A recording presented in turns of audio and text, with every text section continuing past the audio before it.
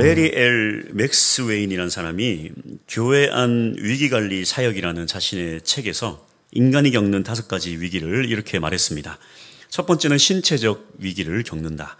병에 걸리거나 다치거나 죽음에 직면하는 육체적 위기를 반드시 겪는다. 두 번째는 자아의 위기입니다. 자기의 존재감의 상실, 또 자격지심 등의 위기를 겪게 된다는 것입니다. 세 번째는 인간관계의 위기를 겪게 됩니다. 사람과의 관계 속에서 일어나는 수많은 위기들을 겪게 된다는 것입니다. 네 번째는 환경적인 위기입니다. 공해나 자연 파괴, 또 자연재해 등의 위기를 겪게 된다는 것입니다. 다섯 번째는 영적인 위기를 겪게 된다고 합니다. 영적 무감각 속에서 살아가거나 또 하나님을 상실하는 사람들이 영적 공허함을 채우지 못하는 그런 위기입니다. 오늘 본문에서 예수님은 큰 위기를 직면해 있습니다. 이 위기 속에서 예수님은 어떤 모습을 할까요? 그 전에 이 예수님에 대해서 우리가 좀 더 알아보자면 예수님은 참으로 신비로우신 분이십니다. 왜냐하면 예수님은 완전한 인성과 또 완전한 신성을 동시에 나타내고 있기 때문입니다. 빌립보서 2장 6절, 그는 근본 하나님의 본체시나 하나님과 동등됨을 취할 것으로 여기지 아니하시고, 하나님의 아들이시면서 동시에 성경은 뭐라고 합니까? 하나님의 본체시다. 하나님이 그 자체이며 하나님의 형상 그 자체다. 성경은 말하고 있습니다. 그래서 하나님으로서 병자를 고치시고, 하나님으로서 죽은 자를 살리시고, 하나님으로서 무리를 걸으시고, 더 나아가 하나님으로서 풍랑을 꾸짖으시자 이 풍랑까지도 예수님의 말을 들었습니다. 그런데 이러한 신성만 있는 것이 아닙니다. 예수님은 완전한 인간이십니다. 성경은 예수님을 인간으로 태어나셨다 말씀합니다. 요한복음 1장 14절, 말씀이 육신이 되어 우리 가운데 거하시매.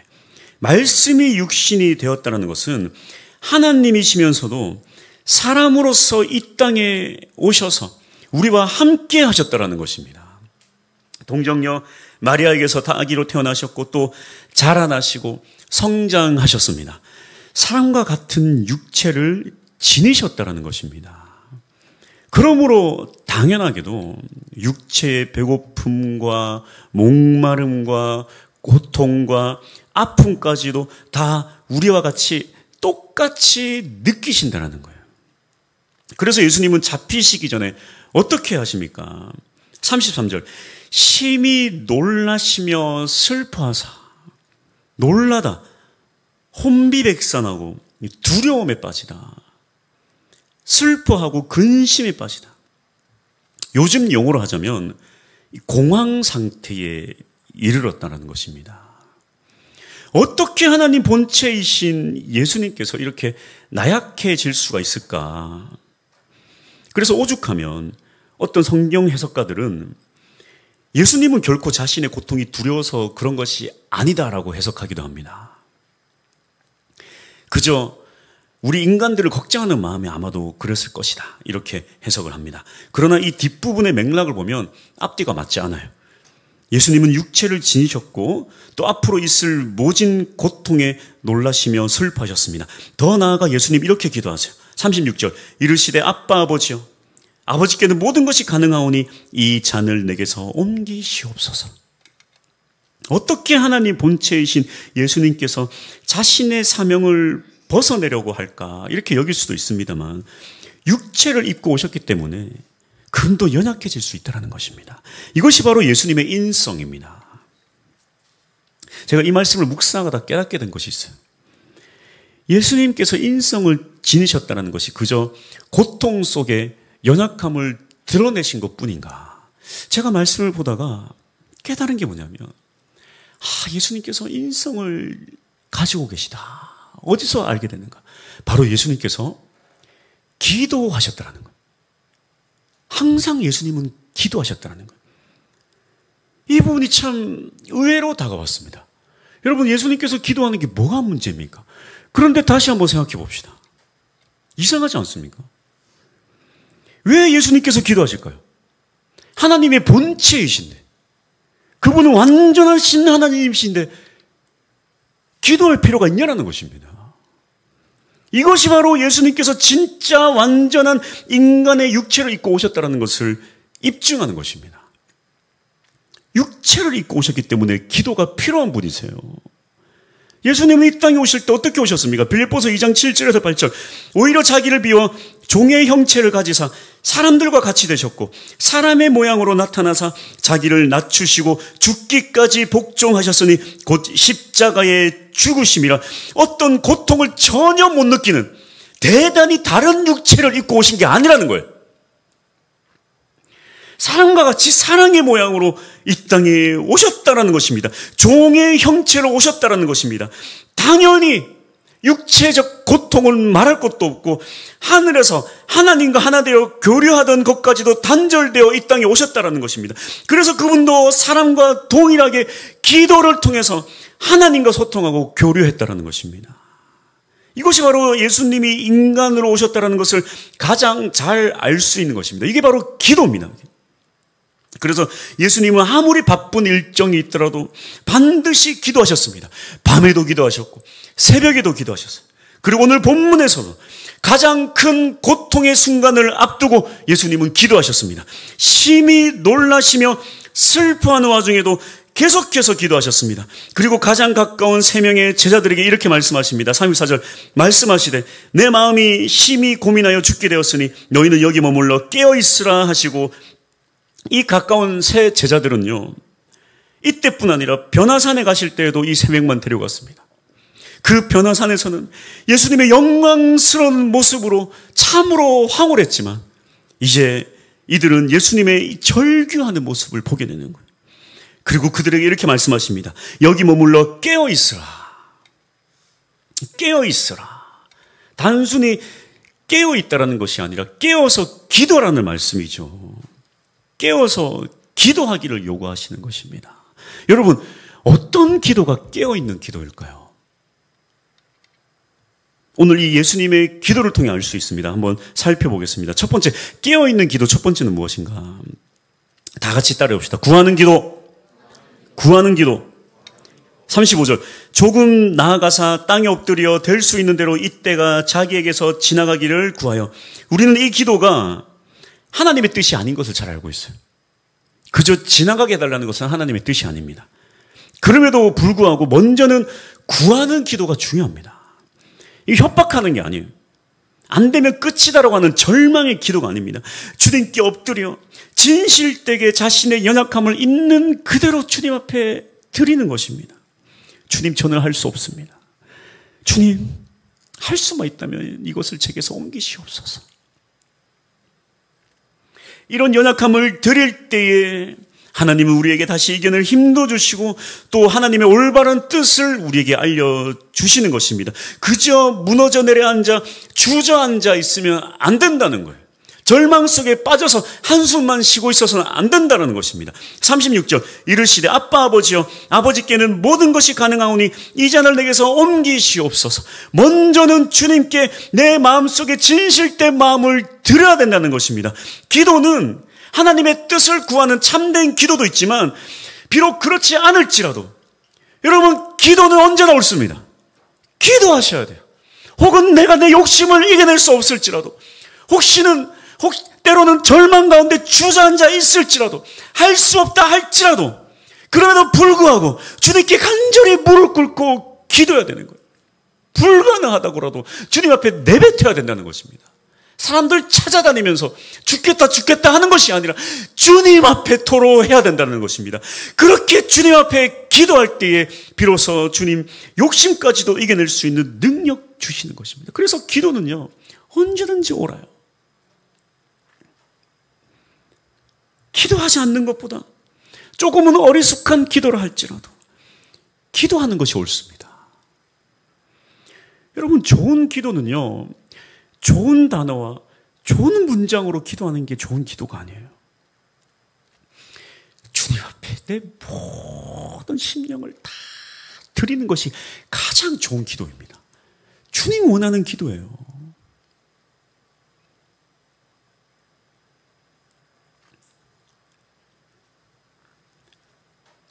화장하고 주님 앞에 가는 것이 아니라 민낯으로 주님 앞에 나가는, 꾸미면서 나가는 게 아니라, 거기에 무슨 좋은 단어, 좋은 문장이 필요합니까?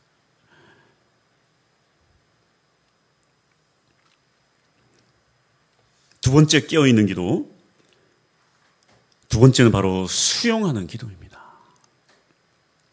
그럼에도 불구하고 가장 좋은 기도는 하나님의 뜻을 받아들이는 거예요. 마가복음 14장 36절, 그러나 나의 원대로 마시옵고 아버지의 원대로 하옵소서. 결국은 하나님의 뜻을 구하는 기도가 바로 정답입니다. 그런데 오늘 이 본문을 잘 살펴보십시오. 예수님께서 결국에 아버지의 원대로 하겠다라고 하나님의 뜻을 수용합니다. 여러분, 하나님 아버지의 뜻이 뭡니까? 죽이겠다는 거예요.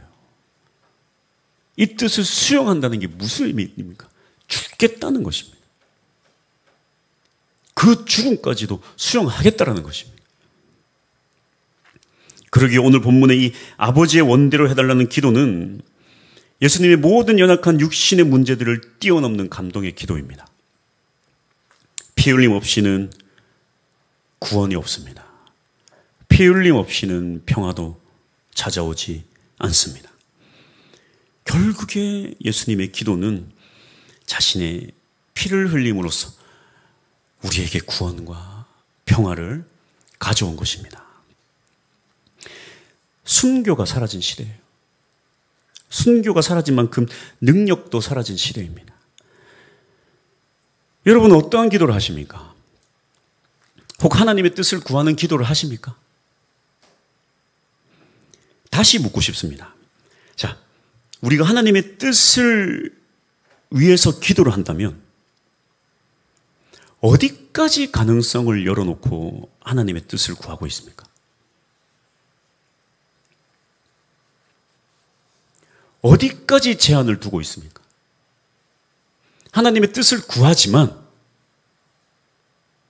어디는 안 되고 어디까지입니다. 그러한 제한과 조건을 혹시 두고 계신 건 아닙니까?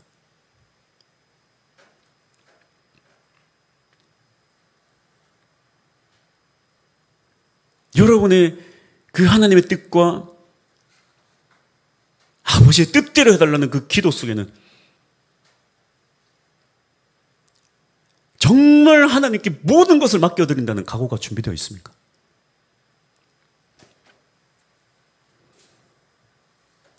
여러분, 이 땅 가운데 교회가 더욱더 부흥하고 또한 귀한 믿음의 유산을 다음 세대에게 전해야 될 책임이 우리에게 있어요. 교회가 무너져 가는데 그냥 가만히 멀뚱멀뚱 쳐다만 보고 있으면 안 돼요. 이 교회가 부흥하고 다음 세대에게 귀한 믿음을 전달함에 있어서 누군가의 피가 필요하다면 과연 여러분은 나의 생명을 받으소서라고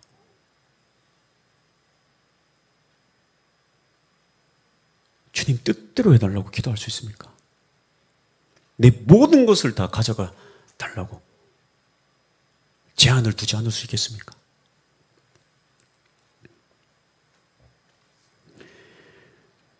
하나님의 뜻을 구하는 기도는요, 하나님과 밀당하는 게 아닙니다. 내 수준과 내 상황에 맞게 그저 어느 선까지만 주님 뜻대로 하고 그 이상은 안 됩니다라고 내가 제한을 두는 기도가 아니에요. 많은 사람들이 하나님의 뜻을 구하는 기도를 하지만 그저 방향만 잡을 때가 있어요. 옳은 방향으로만 제시하고 옳은 방향으로만 가려고 하지 여기에는 죽음까지 불사하는 희생을 각오하는 기도 많이들 하진 않습니다.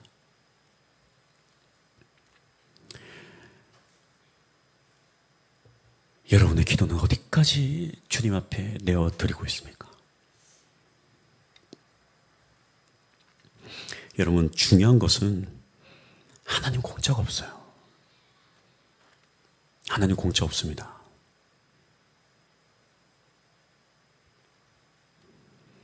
예수님의 그 고통은 그 십자가 죽음은 나중에 받으실 영광과 비교해서 여러분 비교할 수 없을 정도로 놀라운 영광을 받으셨어요. 주님 우리에게 무언가를 요구하신다면 주님 공짜 없어요. 비교할 수 없는 영광과 축복을 우리에게 주신다는 것입니다.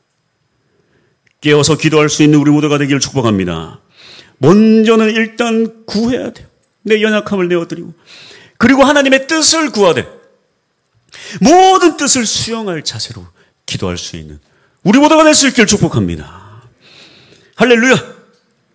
예수님이 이렇게 기도하셨습니다. 이렇게 깨어서 주님 앞에 모든 하나님의 뜻을 다 받아들이며 깨어 기도하셨습니다. 그 반대로 잠들어 있는 기도도 있는데요. 여러분, 이 세 명의 제자들의 모습입니다. 잘 보십시오.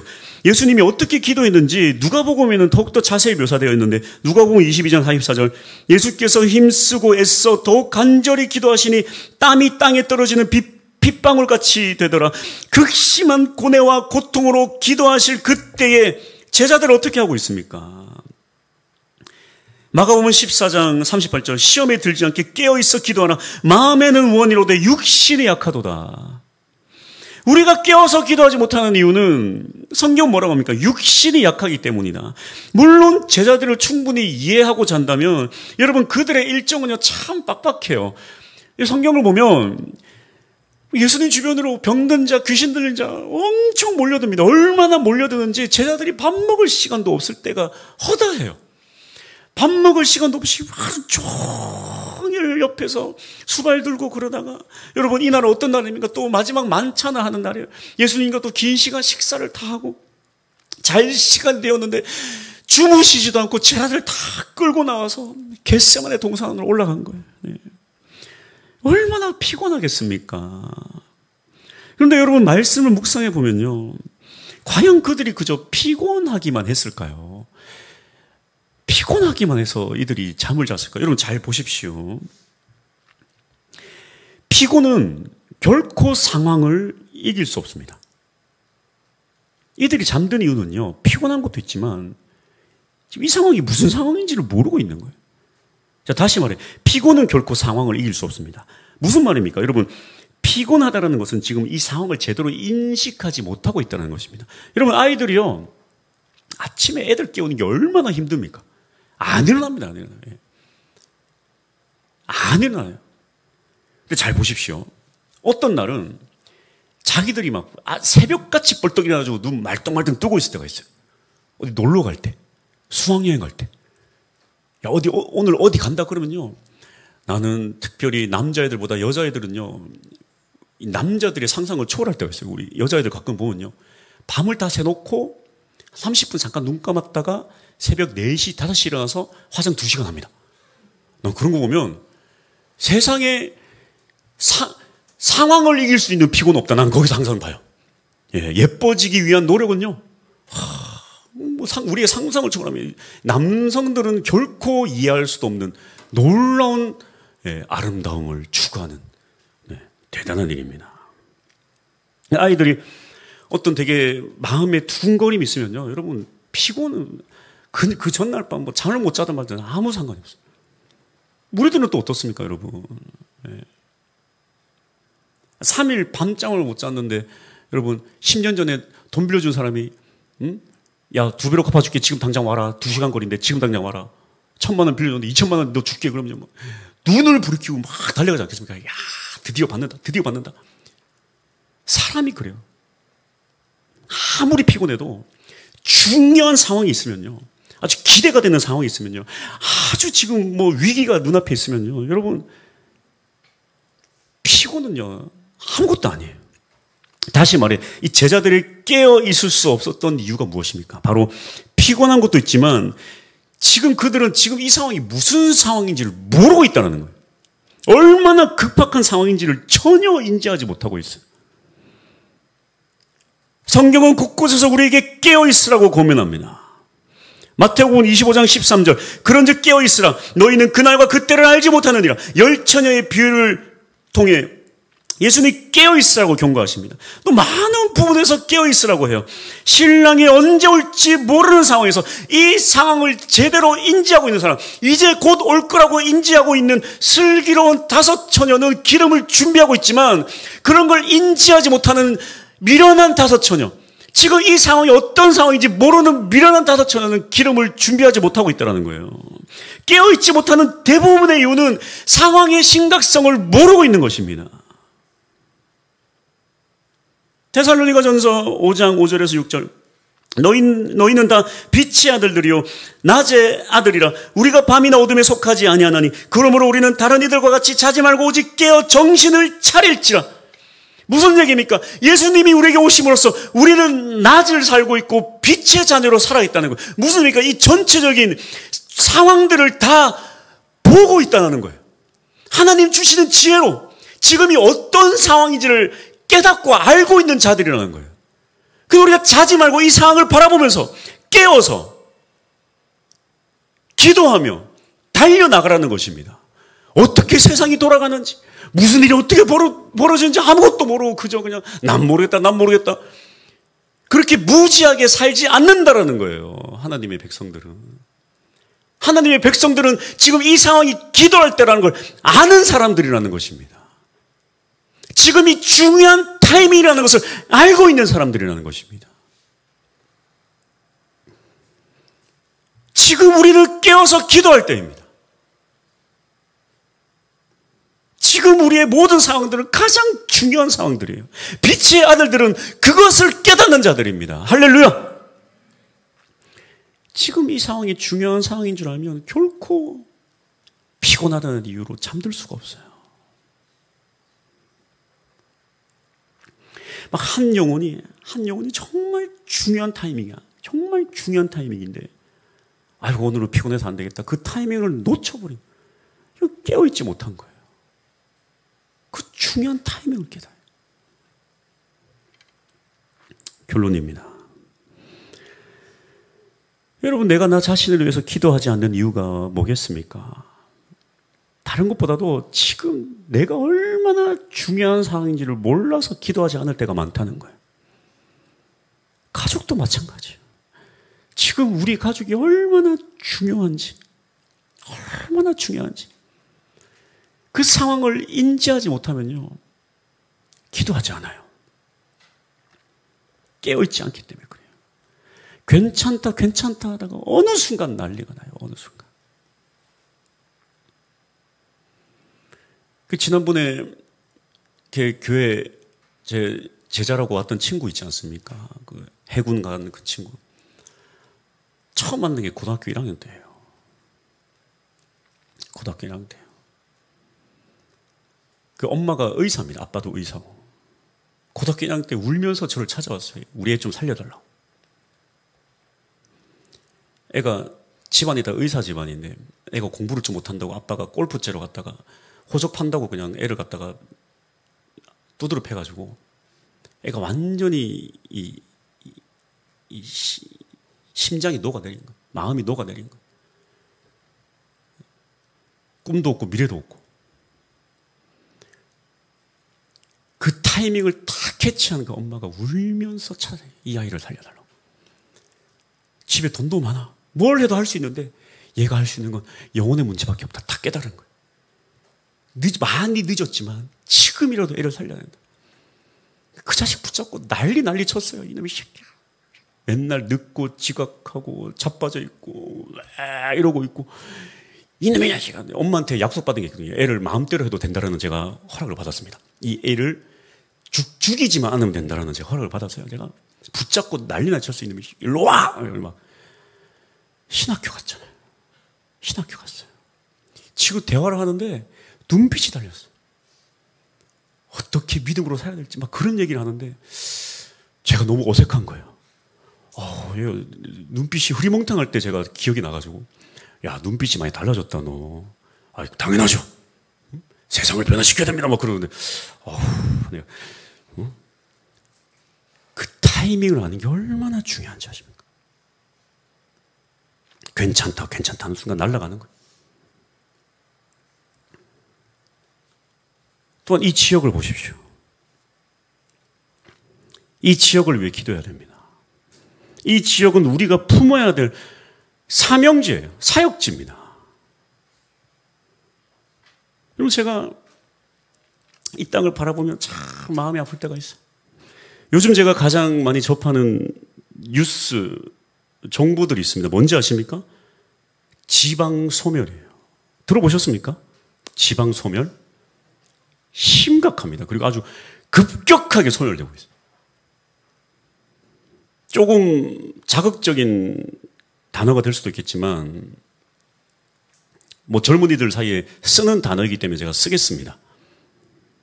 부산을 일컬어서 뭐라고 하냐면 노인과 바다라고 그럽니다.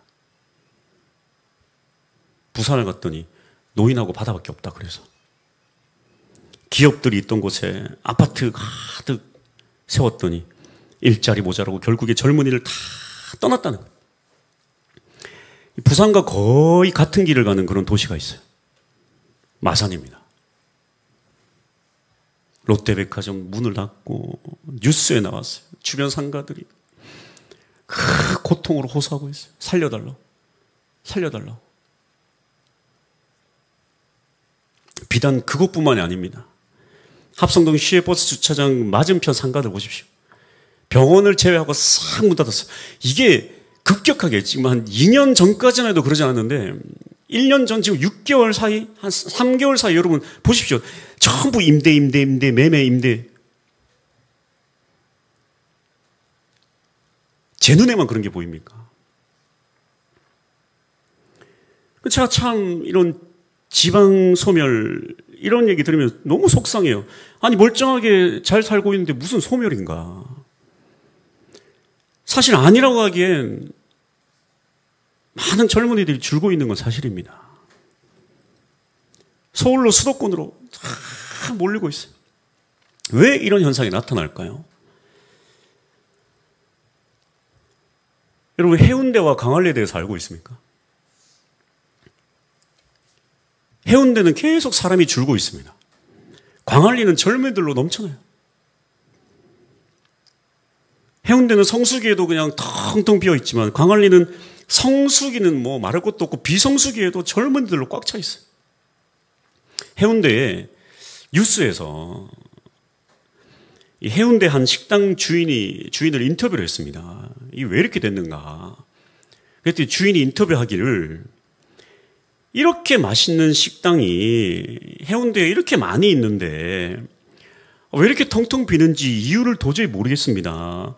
여러분 많이 좀 찾아와 주세요. 우리는 언제나 손님을 맞을 준비를 철저히 하고 있습니다. 막 이렇게 인터뷰를 했어요. 그리고 그 영상에 댓글들이 달렸습니다. 이런 댓글이 달렸어요. 해운대가 왜 그렇게 되었는지는 모두가 다 알고 있는데 해운대 사람들만 모르고 있구나. 우리는 다 알고 있는데 당신네들만 모르고 있구나. 그렇게 적혀 있었어요. 수많은 댓글들이 있죠. 거기 그 터줏대감들이 그렇게 꽉 붙잡고 변화되지도 않고 비싸게 돈만 받고 있는데 누가 가냐. 댓글이 뭐 쫙 달려 있습니다.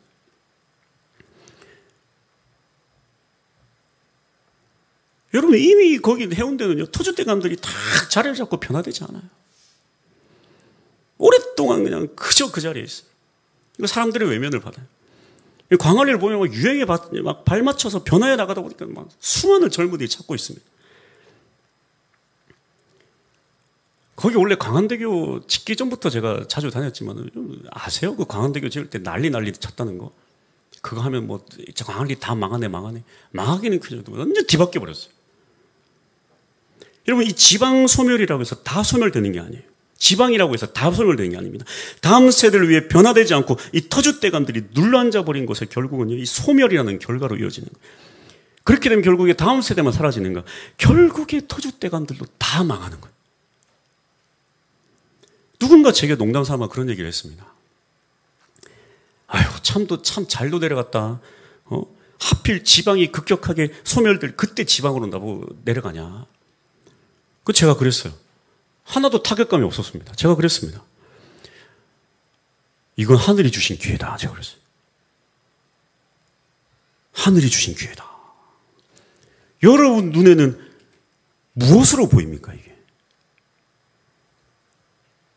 지방 소멸과 함께 더 이상 미래가 없습니까? 아니면 무슨 상황인지 아예 인지를 못하고 계십니까?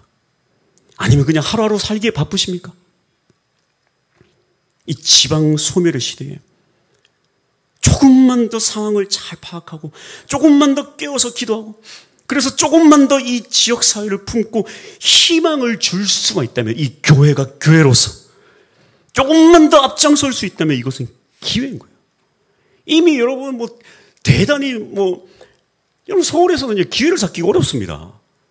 상위 0.0001%가 되지 않으면요 서울에서는 아무것도 할 수 없어요. 이미 너무나도 기라성 같은 사람들이 널려있기 때문에. 여기서 조금만 하면 되네요. 조금만 하면. 기회인 거예요. 기회. 이 지역을 품기만 하면 되는 거예요. 이 지방 소멸의 아픔을 딛고 우리 교회가 사람들에게 비전을 제시하고 희망을 제시할 수가 있다면 이거는 오히려 고통이 아니라 하나님께서 우리 교회에게 주신 기회다. 왜 이렇게 판단할 수 있습니까? 어제 여러분 하루 종일 다음 세대 아이들로 교회가 난리였습니다. 난리예요. 예. 조금만 깨어있어도 교회가 다음 세대로 넘쳐나는 거예요. 예? 조금만 깨어있어도 조금만 완악함을 내려놔도 되는 것입니다. 그러한 미래를 꿈꾸지 않고 정체되어 있다면요 아무 일도 일어나지 않는 게 아니라요 미래가 없어요. 교회도 마찬가지입니다. 그저 나중에 다 끝나고 나서 맨날 남 탓하고 정부 탓하고 인생 망했다. 그렇게 인생이 저무는 거예요. 잠든 자들을 깨어나십시오. 여러분의 인생도 여러분의 가정도 잠을 자고 있다면 깨어나셔야 돼요. 지금은 깨어서 기도할 때입니다. 우리가 살고 있는 이 지역도 우리가 깨어서 이 땅을 위해 기도하고 힘을 다해 달려나가야 되는 거예요. 주님의 그 눈물을 기억하십시오. 그 겟세마네 눈물이 결국 세상 모든 자들을 구원했습니다. 잠시나마 이 잔을 옮겨주길 간절히 원하셨지만 여러분 피 흘림 없이 어떻게 구원이 있겠으며 피 흘림 없이 어떻게 평화가 찾아오겠습니까? 그분의 피를 흘림으로써 우리에게 평화가 찾아왔어요. 지금 이것도 마찬가지입니다. 그저 좋은 날 올 거야? 괜찮아? 잘 될 거야? 아니에요. 피 흘림 없이 어떻게 이곳에 희망이 있겠습니까?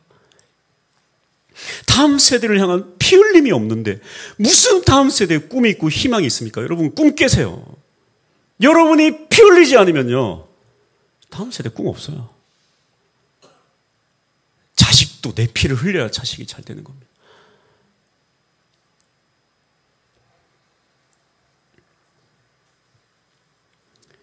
잘 보십시오. 교회가 깨어서 기도하고 교회가 힘을 다해 달려가면요 지역이 살아납니다. 여러분 이게 무슨 얘기인지 아세요? 안 될 것 같습니까? 여러분 잘 보십시오. 우리나라가요 이렇게 잘 살게 된 건요 교회 때문이에요. 제가 아무리 역사를 좋아합니다. 저는 제가 아무리 역사를 공부해도 정치가들 때문에 이렇게 됐다? 아니에요. 교회가 기도했기 때문입니다. 지역이 잘 살기 이전에 교회가 먼저 인생을 던져서 지역 사회를 위해 헌신했어요. 그래서 교회가 부흥한 곳을 보면 다 잘 살게 돼요. 이 땅이 왜 이렇게 된 줄 아세요? 주변 교회들을 보십시오. 답이 나오지 않습니까?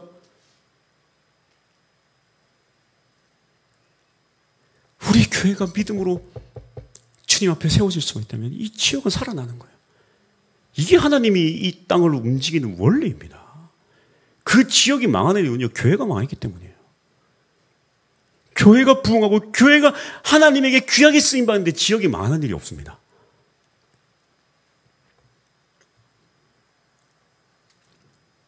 그래서 가능하면 우리 교회 말고 좀 마산을 대표하는 큰 교회들이 좀 이렇게 다 힘있게 살아나면 마산이 살아날 것 같은데, 그게 안 된다면 우리가 해야 되지 않겠습니까? 싫습니까? 좀 마음은 원이지만 육체가 약합니까? 내가 마음은 원이지만 헌신하기 싫으세요? 나는 헌신 못하겠습니다. 주님, 다른 사람을 쓰십시오. 주님, 저 큰 교회들이 있습니다. 그들을 사용하십시오. 그겁니까? 내가 해야 돼요. 여러분들이 하셔야 되고, 그저 가만히 있어서 아무것도 하지 않고 다음 세대를 위해 꿈꾼다 말만 하지 마세요. 교회가 해야 됩니다. 찬양합시다.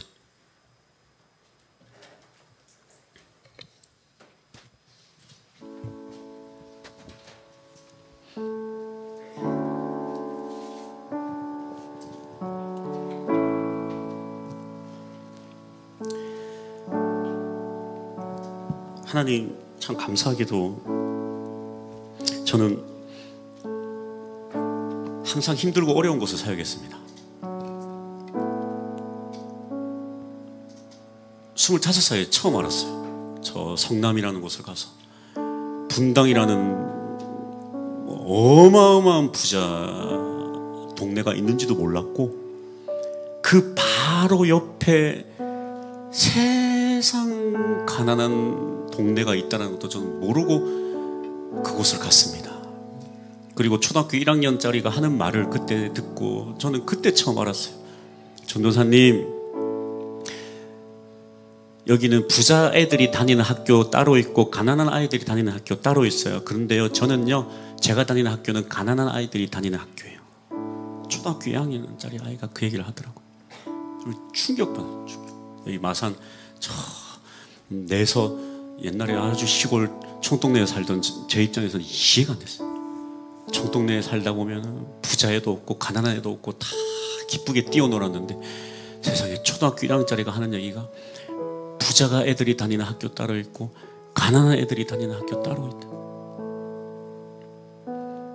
근데 하나님 제게 주신 은사가 있어요. 그렇게 희망 없는 곳에 가서 저는 단 한 번도 희망을 잃은 적이 없어요. 촌사람이라고 그러면 안 되죠. 마산을 촌이라고 그랬다가 내가 큰일 나는데 어떡합니까? 저는 절대 한 번도 나약해진 적 없어요. 그 처음 사역했던 21살 때, 25살 할 수 있어, 너넨 할 수 있어, 너넨 할 수 있어. 그래서 그 집안이 망하고 난리가 나는 그런 아이들, 넌 할 수 있어. 그래서 대학 보내고. 하나님 제게 주신 은사예요. 계속 그래왔어. 제가 이전 사역하던 한성교회도 마찬가지예요. 너무 잘 사는 동네가 있는데, 목동이라는. 저 세상에 그 바로 옆에 너무 못 사는 동네가 있어. 비교되게 왜 그런지 모르겠어. 저는 또 특별히 어렵고 힘든 아이들을 제가 다 담당해왔어요. 목사님, 저는 꿈도 없고 희망이 없어요. 왜? 엄마 아빠가 없대요. 선생님도 없대요. 너는 망했대요. 등급이 안 나와서 끝이래요. 할 수 있어. 걔네들 다 무슨 대학 자체가 중요한 게 아니라 꿈을 가졌다는 게 중요한 거죠. 그래서 꿈을 가지고 해서 막 서울예대도 가고 막 어디도 가고 막 안 되는 애인데, 불가능한 애인데. 그래서 저는 그게 하나님 주신 저의 사명인 것 같아요. 그래서 제가 마산을 딱 오니까 뉴스에 나오지 않습니까? 지방 소멸. 저는 기쁘더라고요. 그게 잘 이해를 하십시오. 그래, 이거는 내가 해야 될 사명이구나. 지금까지 그렇게 내가 사역해 왔는데 내가 무슨 그 좋은 곳에서 이렇게 있겠냐? 저는 그렇게 생각하죠. 제게 주신 하나님의 사명이 있습니다. 어떻게 하겠습니까, 여러분? 저와 이렇게 만난 걸 여러분도 그 사명을 감당하셔야 돼요. 그리고 그게 원래 교회의 사명입니다. 그저 그냥 원래 잘 될 수 없는 상황에 있는 사람들에게 당신은 복 받아서, 하나님 복을 받아서 좋습니다 하는 게 원래 사명이 아니라, 가난한 자, 억눌린 자, 갇힌 자 자유케 하기 위해 예수님이 오신 거예요. 그래서 이게 우리의 사명이에요. 이 사명 감당할 수 있는 여러분 될 수 있길 축복합니다. 우리가 할 수 있는 게 아니죠. 우리는 깨워서 주님 앞에 기도하기만, 이 상황을 주님께 드리기만 하면 되는 거예요. 이걸 안 드리니까 아무 일도 안 일어나는 것입니다. 이 사명을 외면하고, 때로는 우리가 불가능하다고 외면하거나 아니면 이 상황 자체도 모르고 그냥 살아가다 보니까 아무 일도 안 일어나는 거예요. 근데 이 상황을 알고, 주님, 우리 교회는 연약하지만 이 상황을 깨달았습니다. 이 교회를 통하여 다시금 이곳이 영적으로 부흥이 일어나게 하여 주시옵소서. 그렇게 기도하면 되는 거예요. 우리가 하는 것이 아니라 하나님이 하시기 때문에,